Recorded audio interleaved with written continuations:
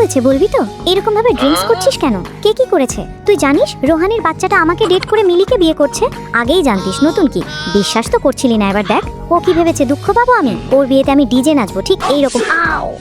ওহ no. বান্ধবী, এত handsome বস থাকতে চিন্তা কিসের? ফোন রাখো। কেটে দিল। অনেক রাত হয়েছে, ঘুমাতে যাও। না, আমি এখন দুঃখ বিলাস করব। ওয়াক, ছি, এই কেমন দুঃখ বিলাস?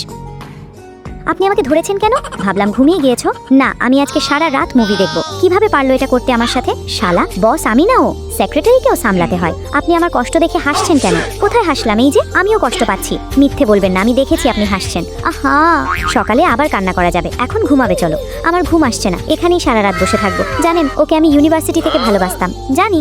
আপনি কিভাবে জানেন? হ্যাঁ, যারা চিট করে ওদের জন্য মন খারাপ করে লাভ নেই। মনে করো লাইফ থেকে একটা আপদ বিদে হয়েছো, ভুল তো কিছু বলেনি, এখন তো ঘুমাতে যেতে পারো। না, আমার এখনই কাউকে লাগবে, ওর থেকে হ্যান্ডসাম আর রিচ। ওকে দেখিয়ে দেবো আমি। খুঁজে দেখো, আশেপাশেই হয়তো আছে।